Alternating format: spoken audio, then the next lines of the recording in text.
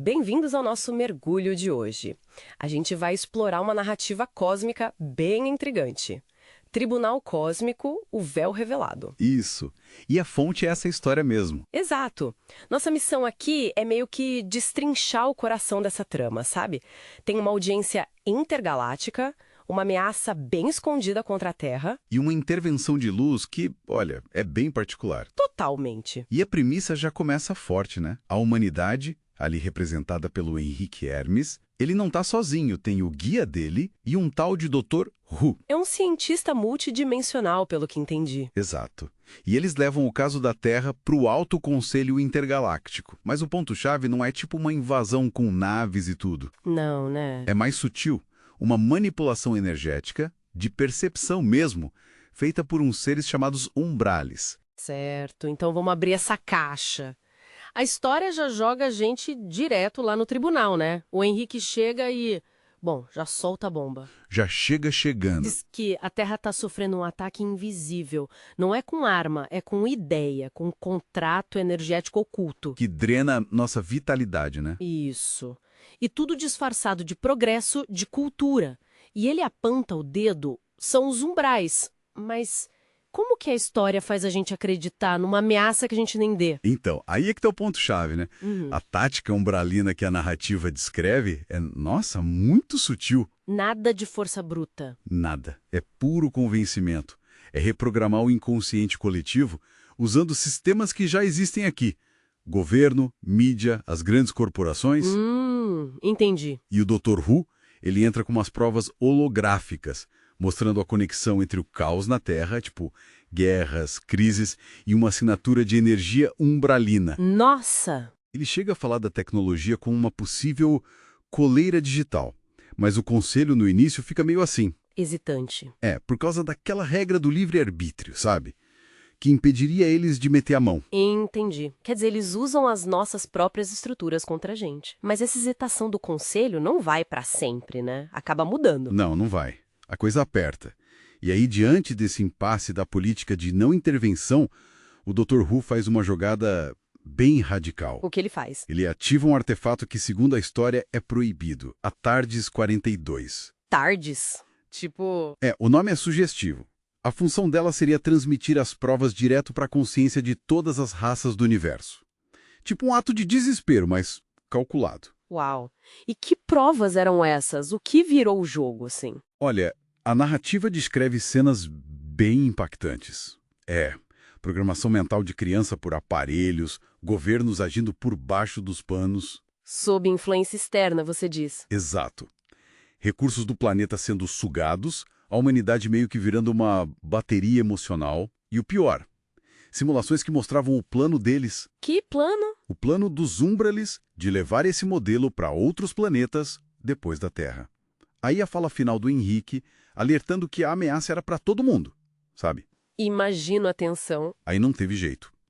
A decisão do Conselho foi na hora. Intervenção aprovada. Operação Luz Imediata será iniciada. Foi tipo, rasgaram o véu, quebraram um contrato oculto. E essa Operação Luz, isso foge totalmente do esperado, né? Não tem nada de nave de guerra, pelo que eu entendi. Nada a ver. É aí que a história fica bem diferente. A intervenção vem por espíritos mensageiros de luz. Espíritos mensageiros. Seres de geometria viva quase, como padrões de luz com consciência. E eles não forçam nada. Como assim? Eles se conectam com pessoas específicas aqui na Terra e despertam elas por dentro pela emoção. Tem até uma frase-chave. Você sente, logo você existe. Interessante. E as TARDIS? As 40 e 42? Elas ainda emitem o que a história chama de grito silencioso. Uma frequência para amplificar essa consciência nova no planeta. E como isso funciona na prática? Essa transmutação pela emoção que você falou? A história fala que abrem uns vórtices de magnetismo vibracional, sabe? Em lugares tipo Machu Picchu, Amazônia. Lugares de poder. Isso. E esses vórtices funcionariam como filtros. Atraem a energia densa dos umbrais e transmutam ela em verdade emocional. Verdade emocional? O que seria isso? Seria o despertar das pessoas para os sentimentos reais, genuínos, E isso tornaria elas imunes à manipulação energeticamente falando. A mensagem é essa: a emoção real liberta. Quem sente, vibra. Quem vibra, não se submete. Poderoso. E essa vibração toda ela começa a aparecer até na cultura, dentro da própria história. Sim, é um detalhe curioso que a narrativa traz. Fala dos despertos da nova onda. E quem seriam eles? Cita figuras da cultura pop que a gente conhece, tipo a Wandinha, ou criadores de conteúdo como Leon e Nilce, Carol Capel, Felca. Sério? Dentro da história. É como se eles acordassem ali dentro da ficção e começassem a usar as plataformas deles para questionar a realidade, sabe?